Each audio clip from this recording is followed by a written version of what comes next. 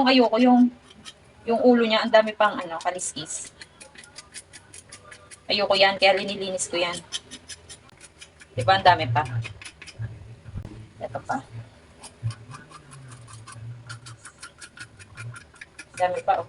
Ayoko yan. Lalo na pagluto nang nakakapako may kaliskis pa.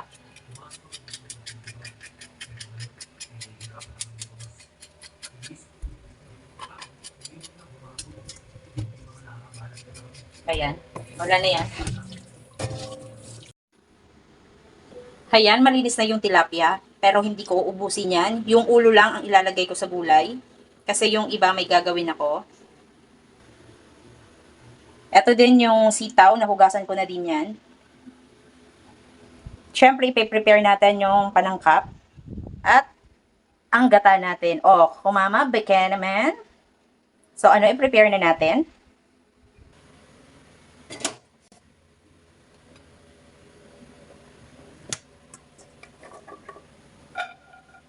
Sobrang fresh pa nito, nakakatuwa.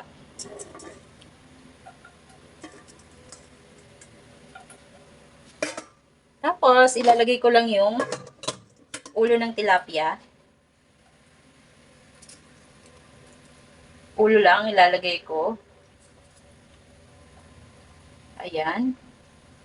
And then, yung natitira, i-fillet ko para kasi bukas may pasok si Ali. Eh, yun na lang ang ipapaulam ko sa kanya. Ayan, hugas na yan. Pupukpukin ko lang siya. Tapos, bawang. Ang hapdi naman sa mata ng sibuyas. Tapos ito, ipi-fillet ko.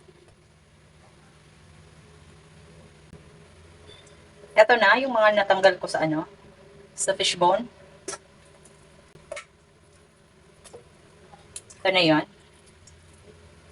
Tapos, yung mga pinagtanggalan ko nito, ito, meron pa naman to, ilalagay ko siya dito sa lulutuin ko. Ilalagay natin siya.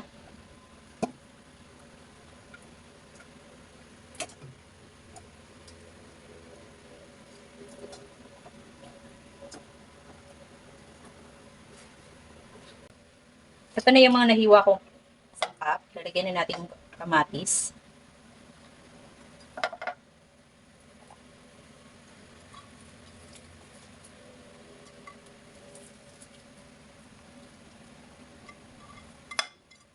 Siyempre, hindi makakalimutan ng siling malaki.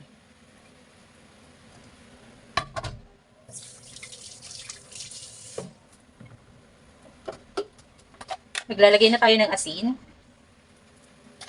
Tama na muna yon, mag-adjust na lang mamaya.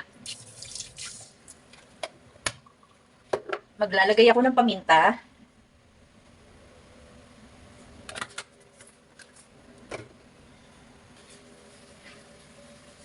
Maglalagay ako ng Ajinomoto. At syempre, ilalagay na natin yung Kokomama. Isang Kokomama lang ilalagay ko. Magdadagdag na lang ako ng tubig. Para lumambot yung ano, yung sitaw. Tubig na galing Lancaster. Na may putik daw at sobrang mahal na. And then, tatakpan na natin at buksan na natin ang ating mahiwagang apoy. Habang naghihintay tayong kumulo, maghugas na tayo. Para mamaya, mag-edit na lang ng video. At kumain. Pa-check nga please kung may kanin na dyan.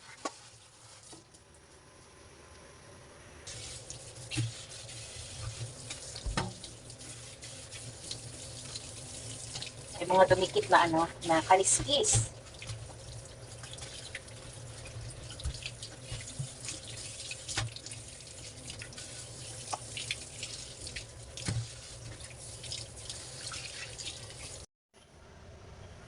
Habang hinihintay natin kumulo yung gulay, sakapan na natin itong tinirang isda. Linagyan ko lang yan ng isang bawang. Tapos lagyan ko lang ng isang kalamansi. Patanggalan sa tinta. At asin. Konting asin.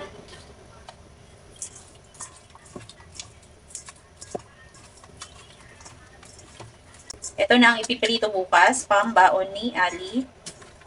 May face-to-face siya bukas sa school.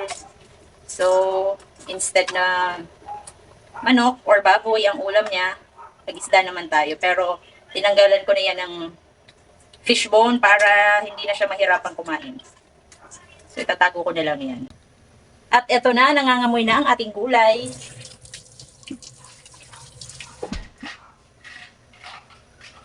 Buksan na natin. Wow. This is so perfect. Perfect nga ba? Perfect! Ayan, tikman natin kung ano lasa. Konting ano na lang.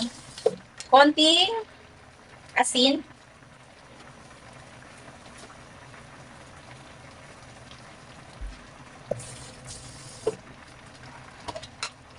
Lagay na lang tayo ng konting asin.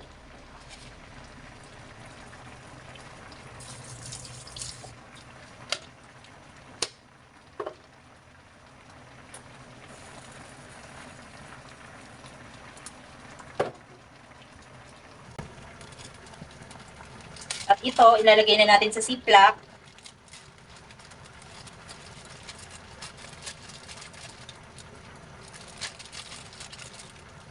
Para ipasok sa ref.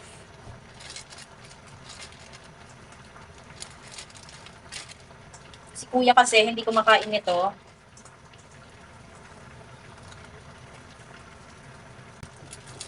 So, ayan.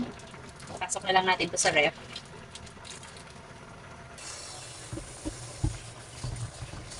Dahil wala pang kanin, mag-isaing na tayo habang hindi pa luto yung gulay.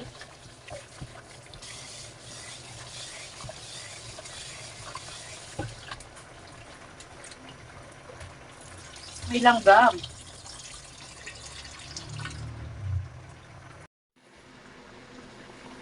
Hayan, luto na yan. Marami na namang makakain nito ah. So, patayin na natin ang gasol. Happy lunchtime everyone. So, ito na yung ano natin, gulay na gata. And may kanin. And hindi ko na ininit yung kanin. Ito yung tira kaninang umaga. Malamig na kanin. And sili.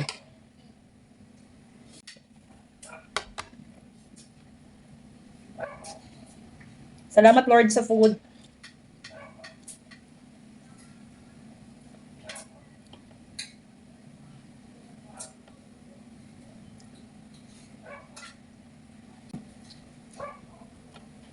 Bye-bye.